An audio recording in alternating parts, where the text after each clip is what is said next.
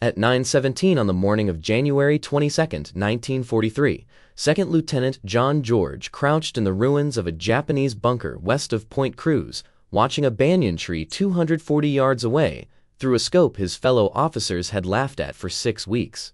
27 years old. Illinois state champion. 0 confirmed kills.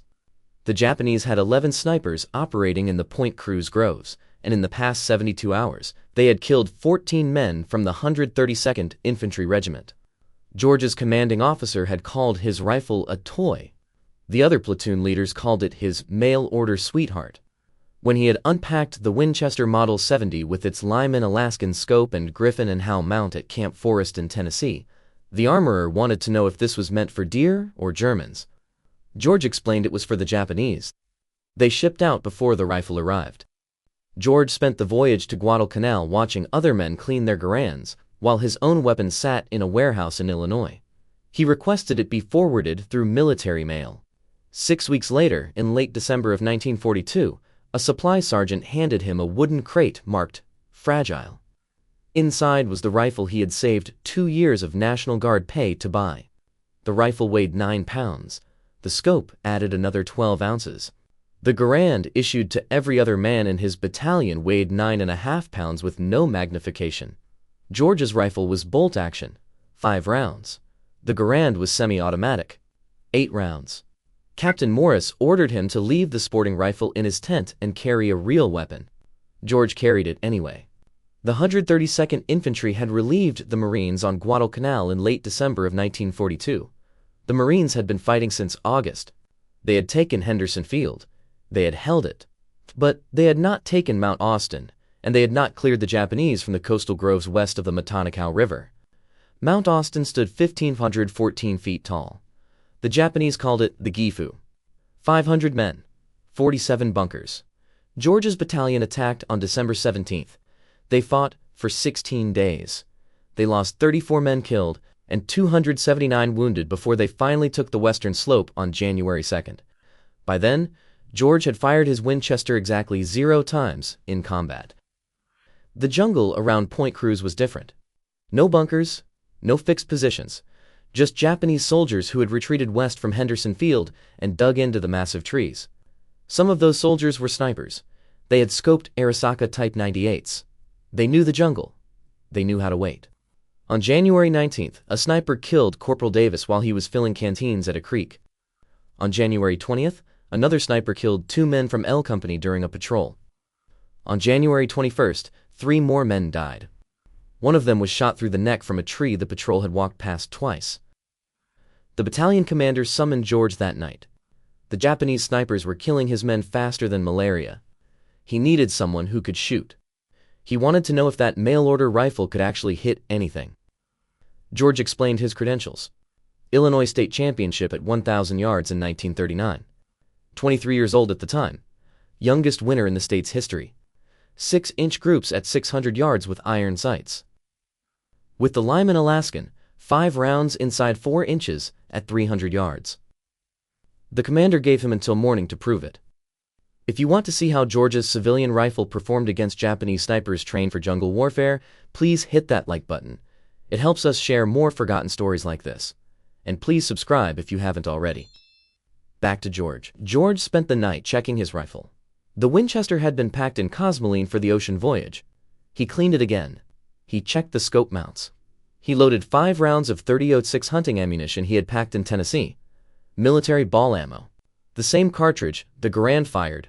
At dawn on January 22nd, George moved into position in the ruins of a Japanese bunker his battalion had captured 3 days earlier. The bunker overlooked the coconut groves west of Point Cruz. Intelligence said the Japanese snipers operated from the large trees in that area. Panning trees. Some of them reached 90 feet tall, with trunks 8 feet thick. A sniper could climb one of those trees before dawn and sit there all day without being seen.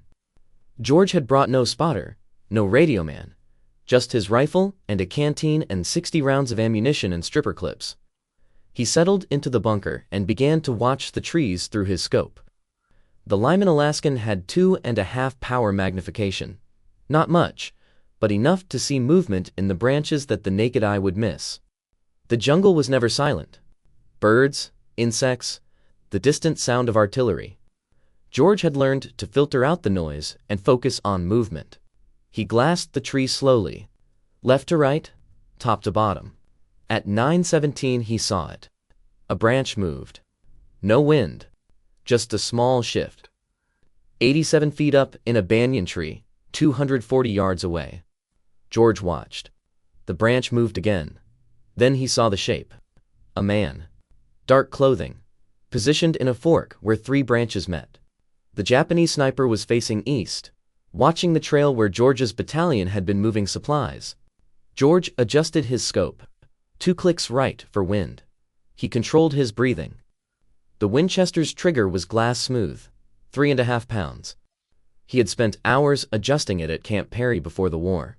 Now he would find out if a civilian target rifle could kill a man trained to kill him first. George squeezed the trigger. The Winchester kicked into his shoulder.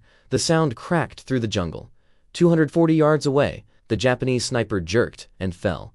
He dropped through the branches. His body tumbled 90 feet and hit the ground near the base of the banyan tree. George worked the bolt. The empty cartridge ejected. He chambered another round.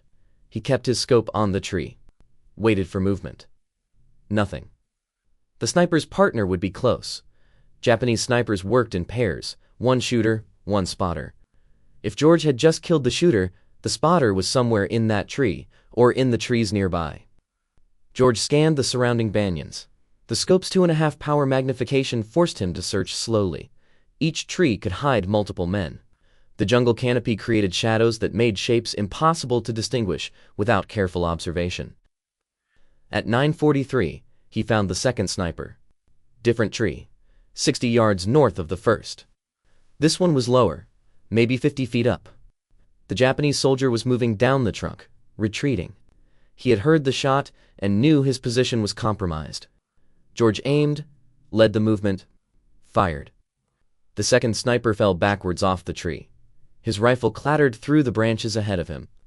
Both hit the jungle floor within seconds of each other. 2 shots, 2 kills. George reloaded his Winchester from a stripper clip. His hands were steady. His breathing was controlled. This was no different than shooting at Camp Perry, except the targets shot back. At 11:21, a Japanese bullet struck the sandbag 6 inches from George's head. The impact sprayed dirt into his face. He rolled left and pressed himself against the bunker wall. The shot had come from the southwest. Different direction than the first 2 snipers. George waited 3 minutes before moving. He inched back to his firing position and glassed the trees to the southwest. The shooter would have moved after taking the shot. That was basic sniper doctrine: shoot and relocate. But in a jungle this dense, relocation options were limited. George found him at 11:38, 3rd tree from the left in a cluster of 5 banyans, 73 feet up. The Japanese sniper had repositioned to a different branch but remained in the same tree. A mistake. George put the crosshairs on the dark shape and fired. The 3rd sniper fell without making a sound. By noon, George had killed 5 Japanese snipers. Word spread through the battalion. Men who had mocked his mail-order rifle now asked if they could watch him work. George refused. Spectators drew attention. Attention drew fire. The Japanese snipers adapted after the 5th kill. They stopped moving during daylight. George spent the afternoon glassing trees and seeing nothing. At 16 outered hours, he returned to battalion headquarters. Captain Morris was waiting. The mockery was gone from his voice. He wanted George back in position at dawn. January 23rd began with rain. Heavy tropical rain that turned the jungle floor into mud and made the trees invisible beyond 100 yards. George sat in the bunker and waited for the weather to clear. The rain stopped at 08:15. By 08:45, enough visibility had returned for work. George spotted the first sniper of the day at 09:12.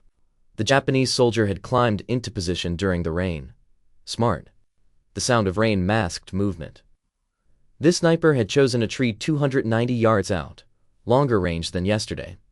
Also smart. They were learning his capabilities. George compensated for distance and fired. The sniper fell. The 6th kill brought a response George had not anticipated. At 09:57, Japanese mortars began hitting the area around his bunker. They had triangulated his position based on muzzle flash or sound. The first rounds landed 40 yards short, the second salvo landed 20 yards short. The third salvo would hit the bunker. George grabbed his rifle and ran. He sprinted north along the tree line and dove into a shell crater as the third salvo hit. The bunker he had occupied moments before disappeared in explosions and flying debris. He relocated to a different position, a fallen tree 120 yards north of the destroyed bunker. The tree provided cover and a clear view of the groves.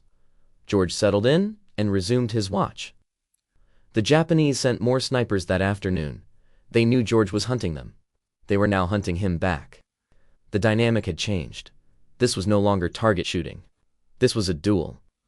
At 14:23, George killed his 7th sniper. At 15:41, he killed his 8th. This one had climbed high, 94 feet up a banyan tree. Good concealment, but the height created a silhouette against the sky when the sun angle changed. At 17 hours, Captain Morris sent a runner to bring George back. George had been in position for 9 hours. Morris wanted numbers. George reported 8 confirmed kills over 2 days, 12 rounds fired, 8 kills, 4 misses. Morris assigned George to continue sniper operations starting at dawn on January 24th. That night, George cleaned his Winchester and considered the mathematics. 11 Japanese snipers operating in the Point Cruz groves. 8 now dead, 3 remaining. Those 3 would be the best, the ones who had survived the longest. And now they knew exactly what George looked like and exactly what rifle he carried. George loaded his Winchester with 5 fresh rounds and tried to sleep. At 0300 he gave up and sat in his tent with the rifle across his lap. The rain started again at 04:15. By 05:30, it was heavy enough that dawn operations would be delayed. George used the time to move to a new position. Not the bunker, not the fallen tree. Somewhere the Japanese would not expect. He chose a spot 70 yards south of his previous position, a cluster of large rocks the Marines had used as a machine gun nest back in December. The position offered good cover and overlapping fields of fire into the groves. He settled in and waited for the rain to stop. At 07:43, the rain slowed to a drizzle. Visibility improved. George began glassing trees. At 08:17 on January 24th, he found Sniper No. 9. The Japanese soldier was positioned in a palm tree 190 yards out. Low. Only 40 feet up. Unusual. Most snipers climbed high for better sightlines. This one had chosen concealment over elevation. The palm fronds created a natural hide that would be invisible from ground level. But George was not at ground level. He was elevated on the rocks. The angle gave him a view down into the fronds. He could see the dark shape of the sniper's shoulders and head. George aimed, controlled his breathing, began to squeeze the trigger. Then he stopped. Something was wrong. The position was too obvious, too easy. George had been hunting snipers for 3 days. He had killed 8 men. The remaining 3 would not make elementary mistakes. They would not position themselves where an elevated shooter could spot them. Unless it was bait. George lowered his rifle and scanned the surrounding trees. If the sniper in the palm was bait, the real shooter would be positioned to cover him, watching for anyone who took the shot, waiting for muzzle flash, ready to return fire. George glassed the trees methodically, left to right, top to bottom. He checked every tree within 300 yards of the palm. It took 11 minutes. At 08:28, he found the real threat. A banyan tree 80 yards northwest of the palm, 91 feet up. The Japanese sniper was positioned in a perfect hide. Branches and lines concealed him from 3 sides. He had a clear line of sight to George's previous position at the fallen tree. He was waiting for George to appear there, or to take a shot at the bait in the palm tree. George had 2 problems. First, the real sniper was watching the wrong location. If George fired at him, the sound would reveal George's actual position. The sniper would relocate before George could work the bolt and chamber another round. Second, if George did nothing, the sniper would eventually realize George was not at the fallen tree and begin searching for him. George decided to use the bait against them. He aimed at the decoy sniper in the palm tree, adjusted for wind, fired. The decoy sniper jerked and fell from the palm. George immediately swung his rifle toward the banyan tree 91 feet up. The real sniper would react to the shot. He would turn toward the sound. That turn would create movement. George saw it. A slight shift. The sniper was repositioning to face George's location. George put the crosshairs on the dark shape and fired before the sniper could fully turn. The real sniper fell. His rifle tumbled after him. 2 shots, 2 kills. But George had revealed his position to anyone else watching. He grabbed his rifle and ammunition and ran. He moved east along the rock line and dropped into a drainage ditch 40 yards away. He pressed himself into the mud and waited. At 08:34, Japanese machine gun fire raked the rocks where he had been positioned 6 seconds earlier. The bullets kicked up dust and stone fragments. The fire lasted 17 seconds. When it stopped, George counted to 60 before moving. He relocated again, this time to a position 100 yards east, a shell crater partially filled with rainwater. George settled into the crater with water up to his chest. He rested the Winchester on the crater rim and resumed glassing trees. 10 confirmed kills, 1 remaining. The 11th sniper would be the best, the smartest, the most experienced. He had watched 10 of his comrades die over 3 days. He knew George's tactics. He knew George's rifle. He knew George's approximate location.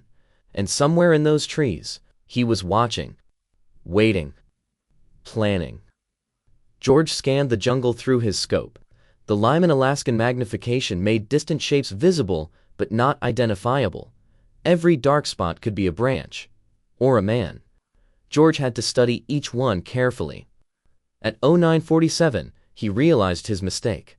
The 11th sniper was not in the trees. He was on the ground. He was moving toward George's position. George saw the movement at the edge of his peripheral vision, 60 yards south, low to the ground. A shape moving through the undergrowth parallel to the tree line. The Japanese sniper was using the jungle floor vegetation for cover. Ferns, vines, fallen branches. He was crawling toward George's last known position at the rocks. George remained motionless in the water-filled crater. The Winchester was already shouldered. His breathing was controlled. But the angle was wrong. The crater rim blocked his view of the approaching sniper. George would have to rise up to get a clear shot. Rising up would expose him. The Japanese sniper stopped moving at 09:52. He had reached a position 40 yards from the rocks. George watched through his scope. The sniper was studying the rocks, searching for movement, for any sign of his target. George waited. Patience was the primary skill of sniper work. The ability to remain still, to let time pass, to wait for the right moment rather than force a bad shot. At 09:58, the Japanese sniper began moving again. He crawled forward, 35 yards from the rocks, 30 yards, 25 yards. He was approaching from the south side, the side George had used when he evacuated under machine gun fire. George understood the tactic. The Japanese sniper had watched the machine gun attack. He knew George had moved east from the rocks. He was now working his way along the most likely escape route, hunting George the way George had been hunting him. At 10:03, the Japanese sniper reached the rocks. He moved into the machine gun nest and took up a position facing east, toward the drainage ditch, toward the area where George should have relocated. The sniper was now 38 yards from George's actual position in the water-filled crater. But he was facing the wrong direction. His back was exposed. George had a clear shot. Center mass. 38 yards. An easy shot even without a scope. But George hesitated. This sniper had survived 10 days of American operations in the Point Cruz groves. He had outlived 10 other snipers, men who had been killed because they made mistakes. This man would not make mistakes. The position in the rocks was too exposed, too vulnerable. No experienced sniper would remain there for more than a few seconds. This had to be another decoy. Another bait position. George kept his scope on the sniper in the rocks, but expanded his awareness to the surrounding area. If this was bait, the real threat would be positioned to cover it, somewhere with line of sight to anyone who took the shot. At 10:06, George found it. A second Japanese soldier. 70 yards northwest of the rocks, behind a fallen tree trunk. This soldier was not moving, not repositioning, just watching, waiting. His rifle was aimed toward the drainage ditch where George should have been hiding. 2 men, not 1. The 11th sniper had brought support. Or perhaps these were the final 2 snipers, numbers 10 and 11, working together. George made his decision. He could not shoot both men before they reacted. The bolt-action Winchester required him to work the action between shots. That gave them time to locate him and return fire. He needed a different approach. George slowly lowered himself deeper into the water.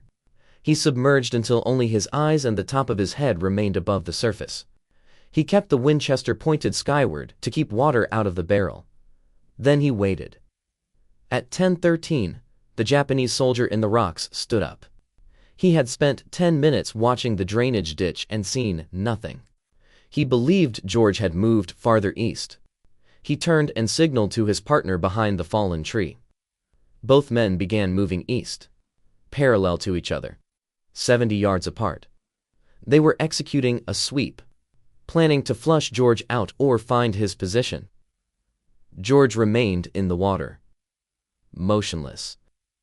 The 2 Japanese soldiers moved past his crater. They were now between George and the tree line. Their backs were exposed. George rose from the water, slowly, silently. He brought the Winchester to his shoulder. Water dripped from the barrel, from his uniform, from his face. He aimed at the closer soldier, the one who had been in the rocks, now 42 yards away.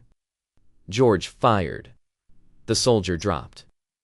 George worked the bolt, chambered another round, swung the rifle toward the second soldier behind the fallen tree. The man was turning, raising his rifle.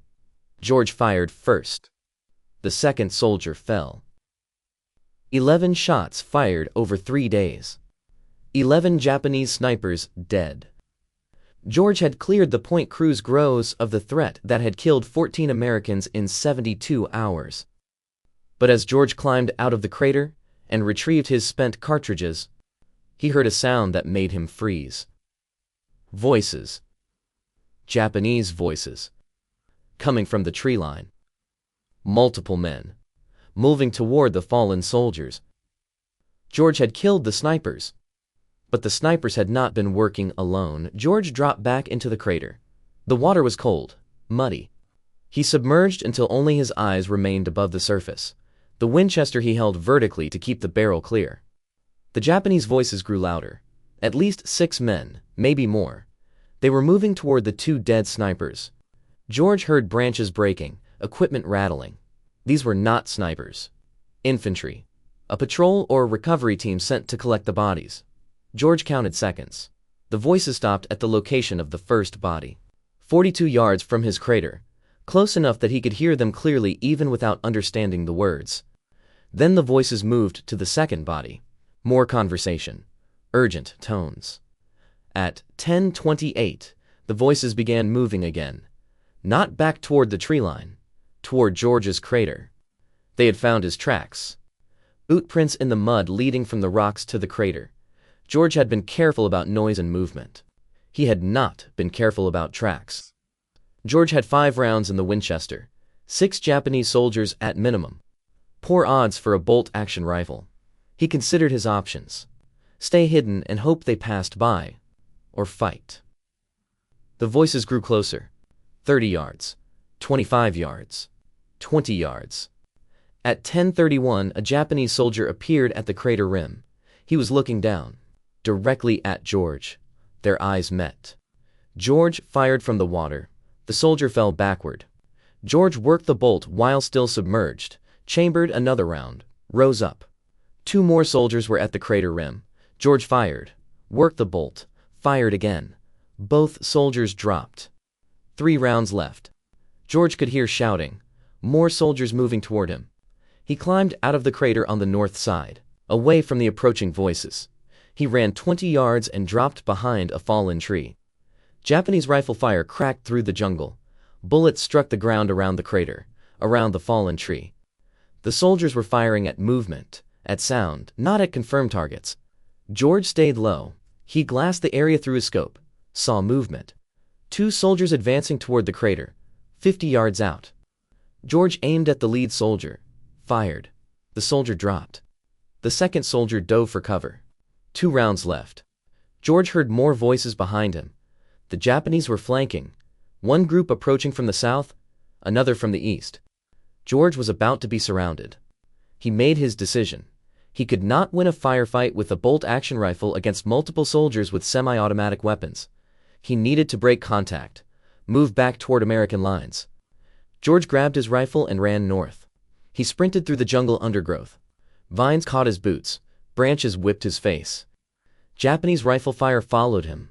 Bullets snapped past, struck trees, kicked up dirt. George ran for 90 seconds before diving into another shell crater. This one was dry.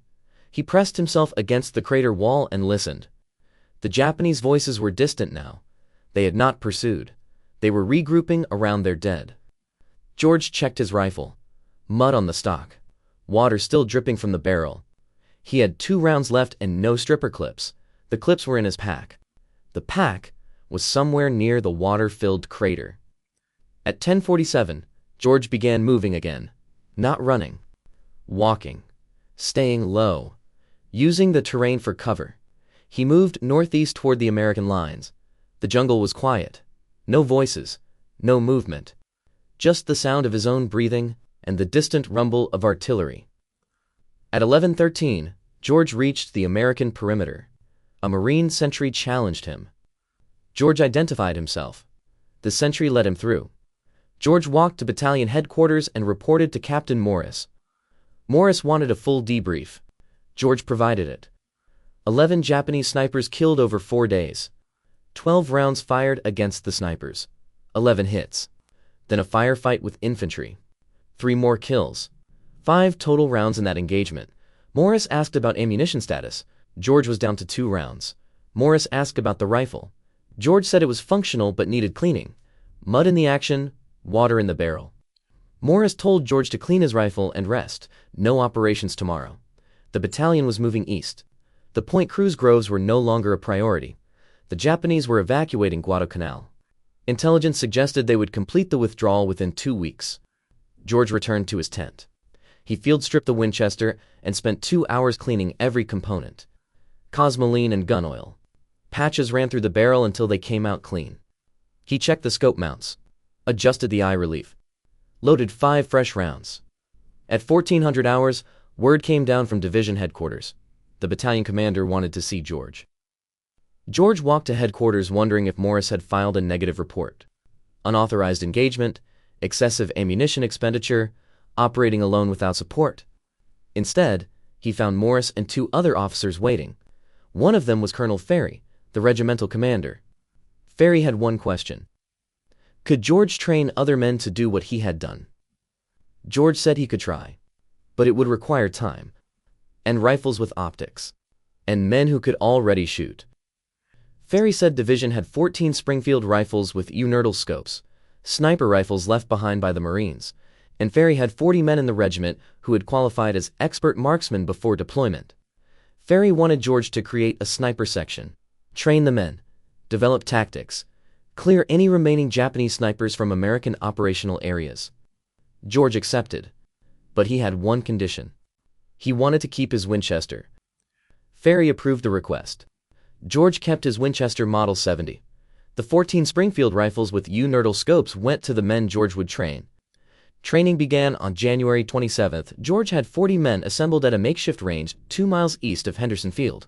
The men were expert marksmen on paper. They had qualified with iron sights at ranges up to 500 yards, but none of them had combat experience as snipers.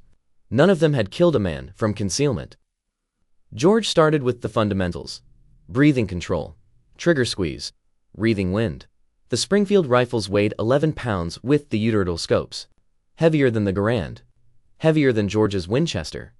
The weight made the rifles stable but tiring to hold for extended periods.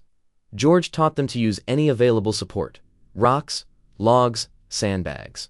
The jungle rarely offered perfect shooting positions. Snipers had to adapt to terrain and create stable platforms from whatever materials were available. Range training lasted 3 days. George had the men shoot at stationary targets from 100 to 400 yards, then moving targets, then targets partially concealed by vegetation. By January 30th, 32 of the 40 men could consistently hit man-sized targets at 300 yards under field conditions. George divided them into 16 two-man teams. Shooter and spotter. The spotter carried binoculars and a Garand. His job was to locate targets and provide security while the shooter engaged. After each kill, the roles could switch. This kept both men proficient and prevented the single point of failure that came from relying on one shooter. On February 1st, George took 4 teams into the field. Their mission was to clear Japanese positions west of the Matanikaw River. Intelligence indicated small groups of Japanese soldiers were still operating in that area. Not snipers, just infantry. Stragglers who had not yet evacuated. The 4 teams moved into position at dawn. George paired with a spotter named Corporal Hayes. They set up on high ground overlooking a trail the Japanese had been using for resupply. At 07:20, a Japanese soldier appeared on the trail. Hayes confirmed the target through binoculars. George fired. The soldier dropped. George worked the bolt and scanned for additional targets. None appeared. Over the next 6 hours, George's team engaged 7 more Japanese soldiers on that trail. 7 shots, 6 kills, 1 miss due to wind. The other 3 teams reported similar results. 23 Japanese soldiers killed that day. 0 American casualties. The sniper section continued operations through early February. By February 9th, the section had killed 74 Japanese soldiers. The number was conservative, only counted confirmed kills where the body could be observed. The Japanese evacuation accelerated during this period. Destroyers arrived at night to pick up troops from Cape Esperance on the western tip of Guadalcanal. American forces pushed west to interdict the evacuation, but the Japanese fought effective rearguard actions. Georgia's sniper section was tasked with eliminating Japanese soldiers covering the retreat routes. On February 7th, George was operating near the Tanamboga River when a Japanese rifleman shot him. The bullet struck George in the left shoulder. The impact spun him around and knocked him down. Hayes dragged George to cover and called for a corpsman. The wound was serious but not fatal. The bullet had passed through muscle without hitting bone or major blood vessels. George was evacuated to a field hospital near Henderson Field. Doctors cleaned the wound and sutured it closed. They told George he would recover, but needed rest. No combat operations for at least 3 weeks. George spent 2 weeks at the field hospital. During that time, the Japanese completed their evacuation of Guadalcanal. On February 9th, American forces reached Cape Esperance and found it empty. The campaign was over. Georgia's sniper section had operated for 12 days. 74 confirmed kills, 0 friendly casualties during sniper operations. The section was officially recognized by division headquarters. Colonel Ferry recommended George for a Bronze Star. But Georgia's war was not finished. While he recovered at the field hospital, orders came down from Pacific Command. The Army needed experienced combat officers for a new mission, something in Burma, something classified. George volunteered. By March, George was on a transport ship heading west across the Pacific. His Winchester Model 70 was packed in a waterproof case in the cargo hold. The Lyman Alaskan scope was wrapped in oilcloth. George did not know the details of the Burma mission. He only knew it involved jungle warfare, long-range patrols, operations behind Japanese lines, the kind of mission where a man with a rifle that could hit targets at 600 yards might prove useful. The transport reached India on April 3rd. George and 200 other officers were briefed on their assignment. They would join a new unit. 3,000 men total. The unit had no official designation yet. The men called themselves something else. They called themselves Merrill's Marauders. The 5,307 Composite Unit was officially designated on May 28, 1943. But the men had been training since April. Long-range penetration tactics, jungle survival, Operations without supply lines. The unit was modeled after British Brigadier Ord Wingate's Chindits, small mobile forces that could operate deep behind enemy lines for extended periods. George was assigned to the 2nd Battalion. His role was not officially listed as sniper. The Army did not have formal sniper positions in its table of organization. George was designated as a rifle platoon leader, but Colonel Ferry's recommendation had followed him from Guadalcanal. Battalion command knew what George could do with a rifle. Training took place in central India. The terrain was different from Guadalcanal, but the principles remained the same: heat, humidity, dense vegetation, limited visibility. The Burma jungle would be worse: steeper terrain, heavier rainfall, and an enemy that knew the ground better than any American force. George modified his equipment for the Burma mission. The Winchester Model 70 had performed well on Guadalcanal, but that had been short-range operations with regular resupply. Burma would involve patrols lasting weeks, hundreds of miles through jungle. Every ounce of weight mattered. George removed the Lyman Alaskan scope and replaced it with a lighter Weaver 330. The Weaver had the same 2.5 power magnification, but weighed 8 ounces less. He also replaced the wooden stock with a lighter synthetic version. The modifications reduced the rifle's weight from 9 pounds 12 ounces to 8 pounds 14 ounces. Not much, but over a 2-week patrol carrying 60 pounds of equipment, every ounce mattered. The Marauders entered Burma in February of 1944. Their mission was to advance through northern Burma and capture the Myitkyina airfield. The airfield was critical for Allied supply routes into China. Japanese forces controlled the area with approximately 4,000 troops. The Marauders would approach overland, through terrain the Japanese considered impassable for large forces: mountains, rivers, dense jungle, no roads, limited trails. The force would carry all supplies on their backs or with pack mules. No motorized transport, no artillery support, just rifles and mortars and the ability to move fast through impossible terrain. George's battalion began the march on February 24th. The first week covered 83 miles through mountainous jungle. Men collapsed from exhaustion. Malaria cases increased daily. The pack mules struggled with the terrain. Several had to be shot when they broke legs on steep descents. By March, the battalion had covered 217 miles. They had engaged Japanese forces 12 times. Small skirmishes, ambushes, quick firefights followed by rapid withdrawal. The Marauders were not meant to hold ground. They were meant to move, to harass, to cut supply lines and create chaos behind Japanese positions. George used his Winchester 3 times during the march. Once at 412 yards against a Japanese officer directing troops at a river crossing. Once at 380 yards against a machine gun position. Once at 290 yards against a sniper who had pinned down a Marauder patrol. 3 shots, 3 kills. George never fired more than once per engagement. The Winchester's report was distinctive, different from the Garand's sharp crack. 1 shot announced his presence. A 2nd shot would give the Japanese time to locate him. George learned to shoot and move immediately. The march to Myitkyina took 3 months. By late May, the Marauders had covered over 700 miles.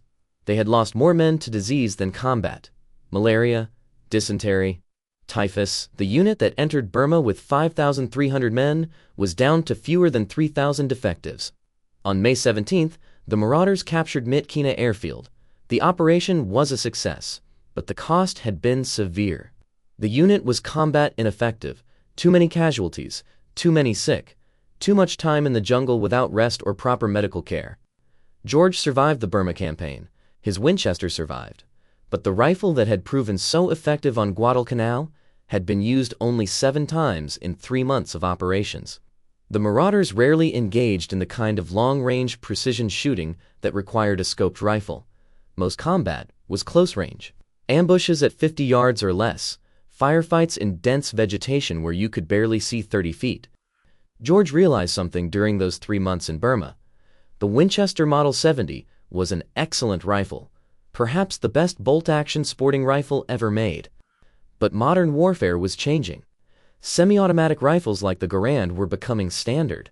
The next war would require different weapons, different tactics. But there would be no next war for George. Not immediately. By June of 1944, he was evacuated from Burma with the rest of the Marauders. The unit was disbanded. George was reassigned to training duties in the United States. He never fired his Winchester in combat again. George returned to the United States in July of 1944. The Army promoted him to captain and assigned him to Fort Benning, Georgia. His job was training infantry officers in marksmanship and small unit tactics.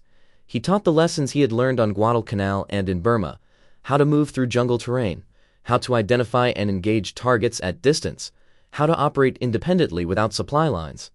He kept his Winchester Model 70.